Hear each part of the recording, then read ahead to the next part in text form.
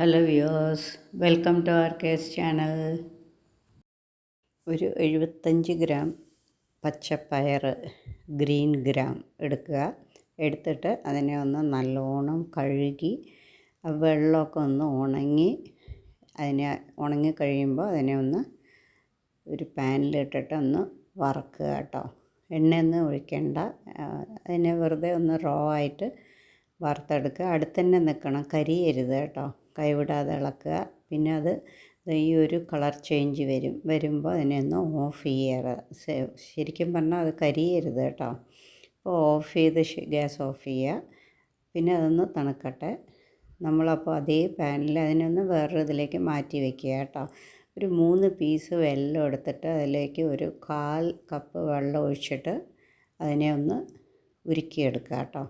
വെള്ളത്തിൽ കല്ലുണ്ടെങ്കിൽ നമുക്കതിനെ ഒന്ന് അരിക്കുകയും വേണം. ഓക്കെ. സോ ഇപ്പോൾ ഇതാ വെല്ലമൊക്കെ ഏകദേശം ഒന്ന് ഉരുകി കഴിഞ്ഞു. സോ അതിനെ ഒന്ന് തണുപ്പിച്ചിട്ട് അതൊന്ന് ഒരു അരിപ്പയിലിട്ടിട്ട് നമ്മളൊന്ന് അരിച്ചെടുക്കുകയാണ്. അപ്പോൾ കല്ലുണ്ടെങ്കിൽ നെറ്റിലുണ്ടാവും. ഓക്കെ. സോ സാധാരണ കല്ല് കാണാറില്ല, നല്ല വെല്ലമാണ്. ഇപ്പോൾ ഇതേപോലെ തന്നെ ഇപ്രാവശ്യവും കല്ലൊന്നും കണ്ടില്ല കേട്ടോ. ഇപ്പം നമ്മൾ പയറൊക്കെ തണുത്ത് കഴിഞ്ഞു. അതിനെ നമ്മൾ ഒരു കപ്പ് വെള്ളം ഒഴിച്ചിട്ട് അതിനെ ഒന്ന് കുക്കറിൽ നല്ലോണം വേവിക്കുക കേട്ടോ. അതായത് അതിന് നല്ല മാവുമാരി വേവണം. നല്ല ഒരു 5-6 വിസിൽ വന്നോട്ടെ കേട്ടോ. ഓക്കെ.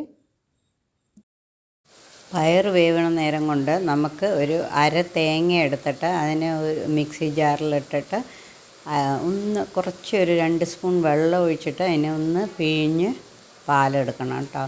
അതായത് നമ്മൾ ഇന്ന് 1/4 പാൽ മാത്രമേ യൂസ് ചെയ്യുന്നുള്ളൂ പായസത്തിന് കേട്ടോ. പച്ചപ്പയർ ഗ്രീൻ ഗ്രാം പായസമാണ് നമ്മൾ ഉണ്ടാക്കാൻ പോണത് കേട്ടോ. സോ തേങ്ങയൊക്കെ പിഴിഞ്ഞ് ഞാൻ 2 പ്രാവശ്യമായിട്ടാണ് അരച്ചെടുക്കണം കേട്ടോ. കുഞ്ഞു മിക്സി ജാറിലാണ് ഇട്ടത്, അതുകൊണ്ടാണ്. ഓക്കെ. നമുക്കിപ്പോൾ പാലൊക്കെ പിഴിഞ്ഞെടുത്തിട്ട് 1 ഗ്ലാസ് 1/4 പാലെടുത്ത് വെച്ചിട്ടുണ്ട് കേട്ടോ. സോ അത് മതിയാവും നമുക്ക്. നമുക്കിവിടെ ഒരു 1/2 ലിറ്റർ പാല് ഒരു കുറച്ച് വലിയ പാത്രത്തിൽ ഒഴിച്ചിട്ട് അതിനെ ഒന്ന് നല്ലോണം തിളപ്പിക്കണം കേട്ടോ. നല്ലോണം പാലിനെ ഒന്ന് തിളച്ച് ഇത്തിരി ഒന്ന് കുറുകിക്കോട്ടെ. ഒരുപാട് കുറുകേണ്ട ആവശ്യമില്ല, കുറച്ചൊന്ന്. പക്ഷെ പാലും തന്നെ അടുത്തുനിന്ന് നന്നായിട്ടൊന്ന് ഇളക്കി കൊടുക്കണം കേട്ടോ. കൈവിടാതെ ഇളക്കണം, അല്ലെങ്കിൽ പാല് പൊന്തിയും പോവും. പിന്നെ 1/2 ലിറ്ററേ ഉള്ളൂ, അത് നമുക്ക് പിന്നെ നമ്മുടെ മെഷർമെൻറ്റ് ശരിയാവില്ല. ഓക്കെ. പാൽ ഏകദേശമൊക്കെ ഒന്ന് കുറുകി വരുമ്പോൾ അതിലേക്ക് നമ്മൾ ഈ വെന്ത പയറിനെ ഇട്ട് കൊടുക്കുക കേട്ടോ. വെന്ത പയറിനെ ഇട്ട് കൊടുക്കുന്നുണ്ട്. എന്നിട്ട് എല്ലാം കൂടി നല്ലോണം ഒന്ന് മിക്സ് ചെയ്യുക കേട്ടോ. എന്നിട്ട് വീണ്ടും നല്ലോണം ഒന്ന് ഇളക്കി കൊടുത്തിട്ട് അതിനെ ഒന്ന് കുറുക്കുക കേട്ടോ.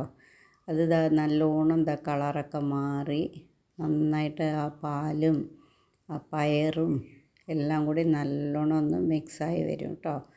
നല്ല മിക്സായി വരണം. ഓക്കെ. അതൊരു 10 മിനിറ്റ് എടുക്കും. നല്ല ലോ ഫ്ലെയിമിലാണ് എടുക്കേണ്ടത് കേട്ടോ. ഹൈ ഫ്ലെയിമിൽ വെക്കരുത്. അപ്പോൾ അത് കഴിയുമ്പോൾ നമ്മൾ ഈ വെല്ലം ഉരുക്കി വെച്ചിരിക്കുന്നത് ഒഴിച്ചു കൊടുക്കുക കേട്ടോ. ഒഴിച്ചു കൊടുത്ത ശേഷം വീണ്ടും അതിനെ നല്ലോണം മിക്സ് ചെയ്യുക. അപ്പോൾ അത് വെല്ലത്തിൻ്റെ കളറൊക്കെ വന്ന് ആ പായസത്തിൻ്റെ കളർ തന്നെ നല്ലോണം ഒന്ന് ചേഞ്ച് ആവും കേട്ടോ. നല്ല രസമായിരിക്കും കാണാൻ. ഓക്കെ. പിന്നെ ഇത് വെല്ലവും പയറും പാലും എല്ലാം കൂടി ഒന്ന് നല്ലോണം ഒന്ന് തിളച്ച് കുറുകി വരണം. ഹൈ ഫ്ലെയിമിൽ ഒരിക്കലും വെക്കരുത്. നല്ലോണം അതുപോലെ നല്ലതായിട്ട് കുറുകി വരണം കേട്ടോ. കുറുകി വരുമ്പോൾ നമ്മൾ ഒരു 1/4 പാൽ തേങ്ങ ഒരു മൂടി പിഴിഞ്ഞ് അതിനൊന്ന് എടുത്ത് വെച്ചിരുന്നു, അതിനെ ഒന്ന് ഒഴിച്ചു കൊടുക്കുക കേട്ടോ.